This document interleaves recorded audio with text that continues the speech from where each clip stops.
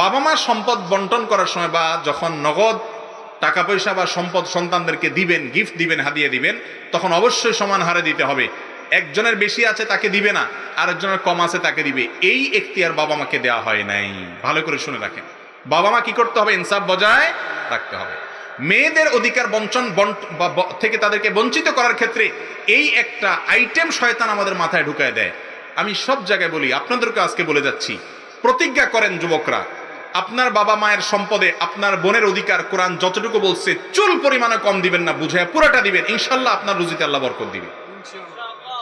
ফুফুদের অধিকার চাচারা দেয় নাই, বাপেরা দেয় না, এখন ভাতিজারা উদ্যোগী হন, তরুণরা উদ্যোগী হন, যে কি পরিমাণ তারা পাবে আমরা তাদেরকে দিয়ে দিব। তাদের শত থাকুক, সেটা আমার দেখার বিষয়, তার প্রাপ্য।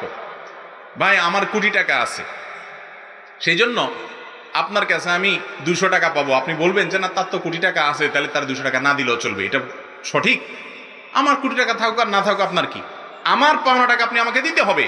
অতএব বাবার সন্তান হিসাবে সবাইকে দান করার ক্ষেত্রে, গিফট দেওয়ার ক্ষেত্রে, উপহার দেওয়ার ক্ষেত্রে সবাইকে সমতা বজায় রাখতে হবে। নবী করিম সাল্লাল্লাহু আলাইহি ওয়াসাল্লাম বলেছেন, ইত্তাকুল্লাহ ওয়াদিলু বাইনা আওলাদিকুম, আল্লাহকে ভয় করো আর সন্তানদের দেওয়ার ক্ষেত্রে সমান হারে দিবা, ইনসাফ করবা।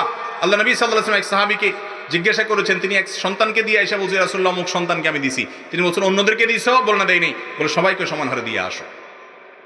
তাহলে এক সন্তানের বেশি থাকলেও তাকে দিতে হবে। হ্যাঁ, একটা কথা বলতে হবে, তা হলো যেই সন্তানকে আল্লাহ তাআলা বেশি দিয়েছেন, তৌফিক দিয়েছেন, তার লাখ লাখ কোটি কোটি হয়ে গেছে, তার যে ভাই বোনরা পিছিয়ে আছে, অবশ্যই তার নৈতিক দায়িত্ব হলো সেই ভাই বোনদের হাতটা ধরে টানা, তাদেরকে সহযোগিতা করা, এবং তার প্রাপ্য যেটা তিনি পেয়েছেন বাবার কাছ থেকে, মায়ের কাছ থেকে, সেখান থেকেও তার ভাই বোনকে দিয়ে হেল্প করা, নিজের পকেট থেকে দেওয়া, এটা তার নৈতিক দায়িত্ব, তার উচিত এটা করা। ভ্রাতৃত্ববোধের জায়গা থেকে এটা তার জন্য করার নির্দেশ ইসলাম দিয়েছে। কিন্তু বাবা মা কখনো এই অজুহাতে তাদেরকে না দিয়ে ঠকাইতে পারে না। অনেক সময় মেয়েদেরকে না দেওয়ার ক্ষেত্রে ইবলিস আমাদের কাছে এই বুদ্ধিটা দেয়, বলে যে মেয়েদের অনেক কিছু আছে, ছেলের নাই। বাপমা যখন বেইনসাফি করবে তখন শয়তান যারা দিতে চাইবে তার কাছে গরিব দেখাবে। দেখবেন বাপমা যে ছেলেটাকে একটু বেশি টানে, যার দিকে একটু বেশি টানে, ওর লাখ টাকা কোটি টাকা থাকলে বলে আরে ওর কিচ্ছু নেই, এরকম করে কি করে না? আর আরেকজন হয়তো কষ্টে আছে, ওর দেখতে পারে না, তো ওর বলবে যে ওর তো অনেক আছে, ওরে আর কত দেব। এগুলো কিন্তু জায়েজ না, গুনাহের কথা। আল্লাহ আমাদেরকে বোঝার তৌফিক দান করুন। এরপরে প্রশ্ন হলো, আমার বাচ্চা 13 মাস বয়সী, আমি আমার আহলিয়া 4 মাসে অন্তঃসত্ত্বা হওয়ায় বাবু ঠিক মতো দুধ পাচ্ছে না, এক্ষেত্রে 13 মাস বয়সী বাবুর হক নষ্ট হচ্ছে কিনা, এই অবস্থায় করণীয় কি? একজন সন্তান বয়স 13 মাস হলে আরেকটা সন্তান এখন গর্ভে আসলে যদি এই বাচ্চার বুকে দুধ না হয়, তাহলে এটার প্রতি অবিচারের কিছু না, আপনি ইচ্ছাকৃত তার প্রতি জুলুম করেন নাই। তার বুকের দুধের যে বিকল্প আছে আজকাল, সেগুলোর অ্যারেঞ্জ করবেন, এবং মায়ের বুকের দুধ যেন আসে ডাক্তার দেখাবেন, বিভিন্নভাবে চেষ্টা করবেন, এখানে সন্তানের প্রতি কোনো অবিচার নাই। আমরা আজকাল জন্ম নিয়ন্ত্রণ করার জন্য শরীয়ত আমাদেরকে বৈধ যেসব কারণ রেখেছে, এর বাইরে আরও বহুত অজুহাত নিজেরা খুঁজে বার করি, এবং বার করে আপনার এক্ষেত্রে এমন এমন পদ্ধতি অবলম্বন করে যেগুলো ইসলাম হালাল রাখে নাই, যেমন স্থায়ী জন্ম নিয়ন্ত্রণ পদ্ধতি হারাম, সেগুলোতে আমরা অনেক সময় চলে যাই, এটা উচিত না। এরপরে প্রশ্ন হলো, ফরজ গোসল করতে গিয়ে সঠিক নিয়ম পালন করে গোসল করেছি, গায়ে পানি ঢালা অবস্থায় আমার বায়ু বের হয়ে গেছে, এতে কি পুনরায় প্রথম থেকে উজু করতে হবে? হ্যাঁ, পুনরায় উজু করতে হবে, কারণ আপনি অজুর যে কাজগুলো এটা করে গায়ে পানি ঢেলেছেন, অথবা কোন পর্যায়ে আছেন কে জানে, এখন তো অজু আপনার চলে গেছে, তাহলে আবার আপনাকে অজুর যে কাজগুলো, মুখ ধোয়া, হাত ধোয়া, সেগুলো আপনাকে করতে হবে। গোসল করতে করতেও আপনি সেটা করে ফেলতে পারেন নিয়ত করে। জি। এরপরের প্রশ্ন হলো, হেজামা চিকিৎসা সম্পর্কে কিছু বলুন, ইসলাম হেজামা চিকিৎসা সম্পর্কে কি বলে? হিজামা মানে হলো শিঙ্গা লাগানো। আমরা ছোটবেলায় দেখছি মা চাচিরা শিঙ্গা লাগায়, এখন আলহামদুলিল্লাহ হিজামা শব্দটাই পরিচিত হয়ে গেছে, এটা হাদিসে বর্ণিত হয়েছে এমন একটা শব্দ হিজামা, এবং এটাকে আধুনিক চিকিৎসায় আপনার কাপ থেরাপি বলে, কাপিং থেরাপি বলে, এই জাতীয় নাম আছে। এই হিজামাটা সুন্নত এবং বিলুপ্ত হওয়া সুন্নত। অনেক তরুণ ভাইয়েরা এবং বিভিন্ন শ্রেণী পেশার ভাইয়েরা এই সুন্নাকে নতুন করে জিন্দা করার উদ্যোগ নিয়েছেন ঢাকায় বিভিন্ন জায়গায়, এটা অ্যাপ্রিসিয়েট করার মতো আলহামদুলিল্লাহ। মনে রাখবেন, নবী করিম সাল্লাল্লাহু আলাইহি ওয়াসাল্লাম বুখারী বর্ণিত হাদিসে বলেছেন, 3টি কাজের মাধ্যমে মানুষ চিকিৎসা গ্রহণ করে থাকে, এর মধ্যে একটা তিনি নিষেধ করেছেন, সেটা হলো ওই যে আপনার লোহা তাতায়া গরম করে তারপরে গায়ে সেক দেওয়া, গরু টরুকে আগে দিত, নবী সাল্লাল্লাহু আলাইহি ওয়াসাল্লাম এটা নিষেধ করেছেন। আর মধু এবং হিজামা শিঙ্গা লাগায়া শরীরে যে দূষিত রক্ত আছে শিঙ্গার মাধ্যমে, কাপ থেরাপির মাধ্যমে সেই দূষিত রক্তগুলো বের করে ফেলে চিকিৎসা করা, এইটার ব্যাপারে তিনি বলেছেন এর মধ্যে আরোগ্য আছে, এবং বিশেষ করে মানুষের বিভিন্ন বড় বড় ব্যাধি থেকে রক্ষার জন্য হিজামা এটা উপকারী। নবী সাল্লাল্লাহু আলাইহি ওয়াসাল্লাম বলেছেন আরোগ্য আছে, তার মানে এটা আল্লাহর পক্ষ থেকে ওহীপ্রাপ্ত একটা ট্রিটমেন্টের একটা পদ্ধতি, যেটা আমাদের থেকে হারিয়ে গেছে। তবে হ্যাঁ, এই কাপ থেরাপি যা দেওয়ার ক্ষেত্রে, হিজামা করার ক্ষেত্রে ভালো দক্ষ মানুষ যদি না হয়, তাহলে উল্টাপাল্টা করার কারণে অনেক সময় অসুস্থ হতে পারে, ইনফেকশন হতে পারে, জ্বর হতে পারে, ছোটোখাটো অসুবিধা হয়, বড় কোনো অসুবিধা হয় না। কিন্তু অভিজ্ঞ কেউ করলে সেগুলো হয় না, কিন্তু এটা সুন্নাত, গুরুত্বপূর্ণ সুন্নাত। এবং সহিহ মুসলিমের হাদিসে নবী করিম সাল্লাল্লাহু আলাইহি সাল্লাম হিজামা সম্পর্কে বলেছেন, তোমরা যত পদ্ধতিতে ট্রিটমেন্ট গ্রহণ করে থাকো, এর মধ্যে থেকে হিজামা একটা উত্তম পদ্ধতির চিকিৎসা। এবং নবী সাল্লাল্লাহু আলাইহি সাল্লাম নিজে হিজামা গ্রহণ করেছেন, সিঙ্গা নিয়েছেন।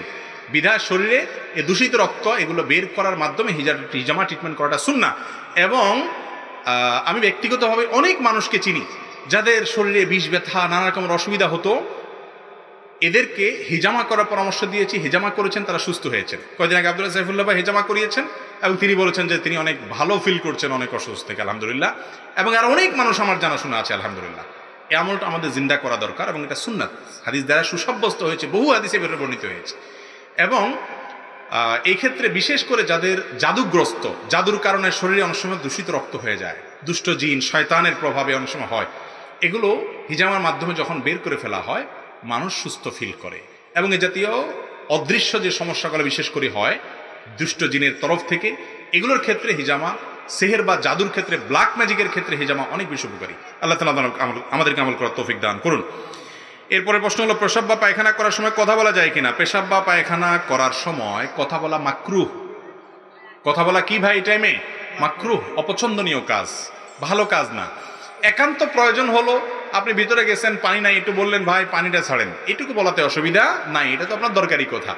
টিস্যু নিতে ভুলে গেছেন, যাই দেখেন ভিতরে টিস্যু নাই, তো বউকে বললেন যে একটু টিস্যু দাও প্লিজ, এটুকু কথা আপনি বলতে পারেন। কিন্তু আলাপ সালাপ জড়াই দিলেন। আজকাল তো আমরা এত বেশি প্রোডাক্টিভ হইতে, ইতিবাচক করতে এত বেশি দুনিয়াদার, আমরা টয়লেটের সময়টা কাজে লাগানোর জন্য দেখবেন যে অনেক আপনার 5 স্টার হোটেলগুলোতে, 4 স্টার হোটেলগুলোতে টয়লেটে একটা টেলিফোনের সেট থাকে। মানে তুমি এখানে কাজ একটা করছো, কোনো আরেকটা কাজ করো, মোর প্রোডাক্টিভ হও। এই অতিরিক্ত প্রোডাক্টিভ হওয়ার যেখানে সেখানে কথা বলা, এটা কোনো ভালো রুচির বিষয় নয়। সেখান থেকে আপনার সেটা একটা নাপাক জায়গা, অপবিত্র জায়গা। আপনি যত দ্রুততার সাথে সেখান থেকে বের হইতে পারেন, সেখানে দুষ্ট জিনের অবস্থান থাকে, দুর্গন্ধ, যত ভালো টয়লেটই হোক কিছু না কিছু হবেই। তো আপনি সেখানে কথা বলবেন, আপনি যখন কথা বলবেন আপনার মুখ নড়বে, হ্যাঁ, এবং শ্বাস প্রশ্বাস তো আছেই, এগুলোর মাধ্যমে আপনি এই দুর্গন্ধ আপনি গলদ করবেন, এটার তো কোনো যুক্তি থাকতে পারে না শরিয়ার দৃষ্টিকোণ না দেখলেও। এই জন্য কথা বললে কোনো বড় কোনো গুনাহ হবে না, কিন্তু মাকরু, অপছন্দনীয় কাজ, ইসলাম এটাকে পছন্দ করে না। আজকাল তো দেখা যায় যে অনেক দেশেই আপনার টয়লেটে পেপার রাখা থাকে, মানে পেপার তো আর পড়ার সময় নাই, ওখানে ওই বসে বসে কাজটা সারে। আর একটা কাজ তো আমরা মোটামুটি এখন আল্লাহ মাফ করুক বেশিরভাগ লোকই করি, সেটা হলো মোবাইল টিপা। ঠিক না ভাই? ঠিক। মোবাইল নিয়ে গেলে তো আর মানে টয়লেট থেকে আমরা বের হই না। এই বদভ্যাসটা আমাদের আল্লাহ মাফ করুক বেশিরভাগ লোকেরই আছে। আল্লাহ তাআলা আমাদেরকে সরে আসার তৌফিক দান করুন। যত দ্রুততার সাথে সম্ভব সেখান থেকে কাজ সেরে বের হয়ে আসতে হবে। যদি এই কাজগুলো করেন অপছন্দনীয় হবে, এটা কোনো ভালো জিনিস না। এরপরে প্রশ্ন হলো, কোরআন শরীফ পাঠ করার সময় সেজদার আয়াত এসে গেলে সেজদা দিতে হবে নাকি আয়াত শেষ করে সেজদা দিতে হবে?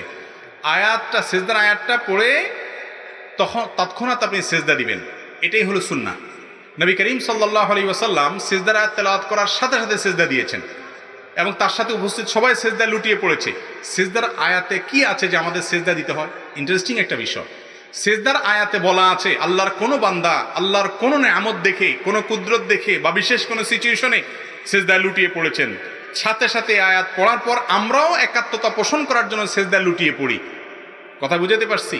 হয়তোবা ভিন্ন কিছু আছে, ধরুন আল্লাহ রাব্বুল আলামিন সেজদার নির্দেশ করেছেন, হে লোক সকল তোমরা আল্লাহর সেজদায় লুটিয়ে পড়ো, সাথে সাথে আপনি তৎক্ষণাৎ ব্যবহারিক আমলের মাধ্যমে আপনি সেজদা লুটিয়ে পড়লেন। এই জন্য এটা সাথে সাথে করাটাই হলো সুন্নাহ। যদি আপনি পরে করেন আদায় হয়ে যাবে, কিন্তু উচিত হলো ওই আয়াতটা পড়ে শেষ করছেন, বন্ধ করে আপনি সেজদা চলে যান। আপনি পৃষ্ঠা শেষ করে তারপরে গেছেন, তাতেও অসুবিধা নাই, সেজদা আদায় হয়ে যাবে। এরপরে প্রশ্ন হলো, পিরিয়ড চলাকালীন স্কুলের পরীক্ষার জন্য হাদিস পড়া যাবে কিনা? ভাই, মহিলারা পিরিয়ড চলাকালীন সময় হাদিস এমনিই পড়তে পারবে, পরীক্ষা লাগবে না। পিরিয়ড চলাকালীন সময় কোরআনে কারিম স্পর্শ করবে না এবং জমহুরদের মত অনুযায়ী কোরআনে কারিম তেলাওয়াত করবে না। বিন বাজ রাহমাতুল্লাহ তারা করার অনুমতি দেন, কিন্তু সংখ্যাগরিষ্ঠ আলেমরা বলেছেন পিরিয়ড সময় চলাকালীন সময় কোরআন তেলাওয়াত করবে না। কিন্তু হাদিস তেলাওয়াত করার বা হাদিসের বই পড়ার ব্যাপারে কোনো নিষেধাজ্ঞা নেই, যার কারণে কোনো হাদিসের গ্রন্থ অথবা আপনার কোনো মাসলামা সেলের বই, ইসলামের কোনো বই পড়াতে কোনো অসুবিধা নাই মা বোনদের পিরিয়ড চলা অবস্থায়। এরপরে প্রশ্ন হলো, ব্যবসা হালাল, কেউ ব্যবসা করতে গিয়ে ব্যাংক থেকে লোন নিয়ে ব্যবসা বৃদ্ধি করলে তা ব্যবসা হালাল থাকবে কিনা, আর হারাম হলে হালাল করার সুযোগ আছে কিনা? ব্যাংক থেকে যদি সুদি লোন নেন তাহলে সেটা হারাম, আর যদি সুদ ভিত্তিক ছাড়া কোনো হালাল পদ্ধতিতে লোন নেওয়ার সুযোগ থাকে আর সেভাবে আপনি মেনে বুঝে নিতে পারেন তাহলে সেটা আপনার জন্য হালাল। হারাম কোনো সুদি লোন নিয়ে যদি ব্যবসা করেন তাহলে সেই ব্যবসাটা যখন জানতে পারলেন তৎক্ষণাৎ লোন পরিশোধ করে আপনি সেখান থেকে মুক্ত হয়ে যেতে হবে। আল্লাহ তাআলা বলেছেন, যে ব্যক্তি জানতে পেরেছে হারামকে ফান্তাহা ফালাহু মা সালাফ, এরপরে যদি সে এখান থেকে ফিরে আসে আল্লাহ তাআলা পূর্বেরগুলো মাফ করবেন ইনশাআল্লাহ বিইذنিল্লাহ, তওবা করলে। নামাজে দাঁড়ালে কি সিজদার জায়গায় তাকিয়ে থাকতে হবে নাকি যে কোনো দিকে তাকিয়ে থাকা যাবে? আপনি নামাজে যখন দাঁড়াবেন, দাঁড়ানো অবস্থা আপনার সিজদার জায়গায় আপনার নামাজের এরিয়াতে নজর থাকবে নাকি যে কোনো দিকে তাকাতে থাকবেন? অবশ্যই আপনার সালাতের এরিয়ার মধ্যে থাকবে, বরং আপনি যখন সিজদা যাবেন তখন নাকের দিকে আপনার নজর থাকবে, যখন হাত বাঁধবেন দাঁড়ানো অবস্থা থাকবেন আপনার নিচে নজর থাকবে, আপনি মাথা উঁচু নিচু করবেন না। আজকাল তো ডানে বামে আমরা অনেকে লাল নীল দেখি, এগুলো দেখা মাকরুহ, সালাতের অঙ্গহানি হয়। সিজদা অথবা রুকুতে থাকা অবস্থায় কল আসলে মোবাইল সাইলেন্ট করতে পারবো কিনা? কল যদি এসে যায়, আপনি যদি খুব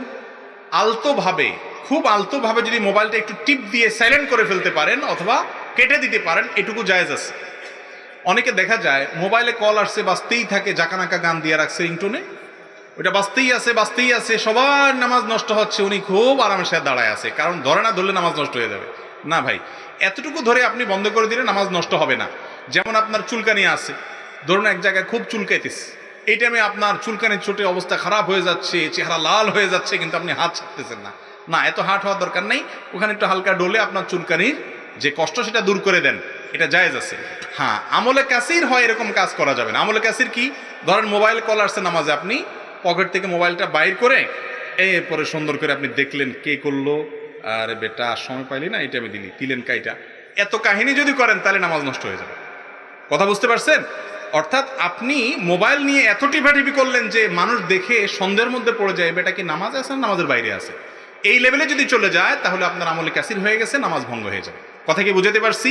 এমনি হালকা পাতলা টিপ দিয়ে আপনি এক টিপ দিয়ে রিংটোন আপনার কেটে দিলেন, সেটা করতে পারেন, তবে উচিত হলো নামাজের আগে থেকেই মোবাইল সাইলেন্ট বা বন্ধ করে আল্লাহর সাথে কানেক্টেড হওয়ার চেষ্টা করা। আল্লাহ তাআলা আমাদেরকে তৌফিক দান করুন।